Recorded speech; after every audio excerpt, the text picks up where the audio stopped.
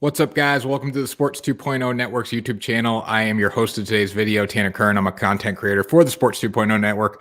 And today we're going to be talking about John Means. He was perfect, but not really. When you look at the MLB record books, you're going to see that John Means threw a no-hitter from yesterday's contest, but he was actually perfect. And that is what is disappointing about his outing yesterday. Now, John Means pitched against the Mariners yesterday.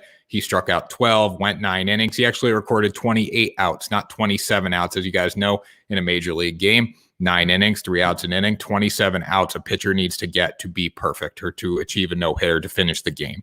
John Means got 28 outs yesterday, but he is not going to get credit with a perfect game, and here is why. So check out this clip from the 3rd inning on a pass ball. John Means threw it to Pedro Severino. He did not catch the ball. It went by him. It was ruled a wild pitch, which that was the right ruling, but it was a ball that Pedro Severino could have blocked. Now, this was in the 3rd inning, so nobody was thinking about the no-hitter or the perfect game at the time. So check out this clip. For granted. 1-2, breaking ball gets away from Severino, and Haggerty is going to be the first to reach on a strikeout. For granted. 1-2. So if you see that there, the ball scooted by Pedro Severino, and sadly, that ended up costing John Means the no-hitter. So the way baseball has always worked out, no-hitters have been when a team doesn't get a hit. A perfect game has been when a team does not get on base at all. There have only been 23 perfect games in MLB history. I believe John Means was the 308th no-hitter. So no-hitters are a huge deal. They're a massive deal. I mean, people would love to pitch a no-hitter in their life, but perfect games are legendary. I mean, the first one was thrown in 1880, and there have only been 22 since that date.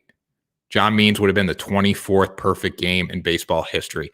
And this has happened before where a pitcher is flawless the entire game and it just doesn't result in anything. It results in a no-hitter instead of a perfect game. So I want to take you guys back to 2014 with Clayton Kershaw, the greatest pitcher of our generation.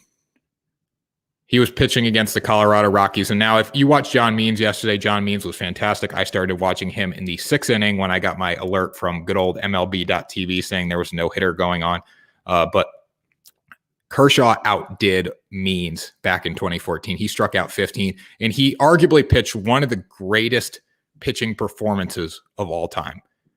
Arguably one of the greatest pitching performances of all time. Clayton Kershaw did this in 2014 against the Colorado Rockies. He struck out 15, and he should have had a no-hitter, except for Hanley Ramirez in the 7th inning. Now, in the game, Hanley Ramirez got hit with the ball at the plate, so he had a contusion on his hand. His fingers were blown up.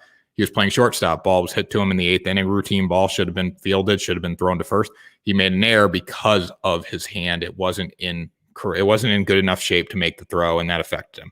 Ultimately, Kershaw still got the no-hitter for that game, but he was not perfect. Now, I have a question for Major League Baseball. We're trying to change all the rules. We're doing our best to change the rules. We're trying to make the game more fun. We're trying to bring kids into the game, make them involved.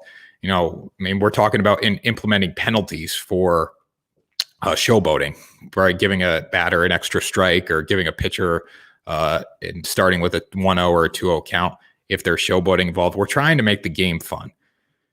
But I suggest that Rob Manfred in Major League Baseball looks at this rule, because a perfect game and a no-hitter, they're both individual accolades.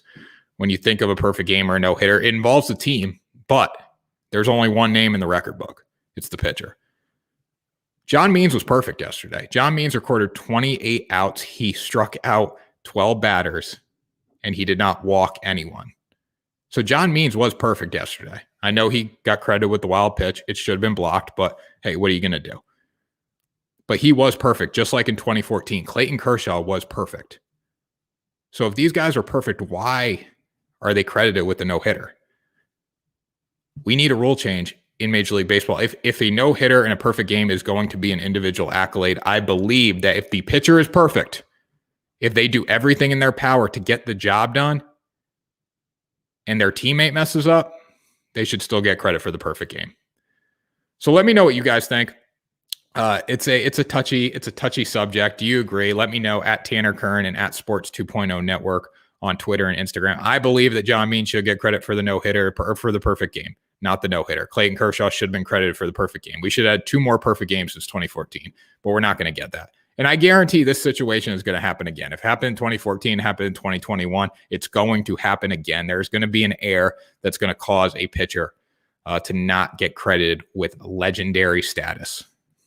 And that's disappointing to me. So let me know, guys, at Tanner Kern on Instagram and Twitter, at Sports 2.0 Network. If you want to read my written version of this article where I go a little more in depth into why Major League Baseball should change this rule and how they should do it, head over to baseballspotlight.com and you can check that out. But thank you for joining me tonight, and I will talk to you guys tomorrow morning for another episode of MLB Daily Picks.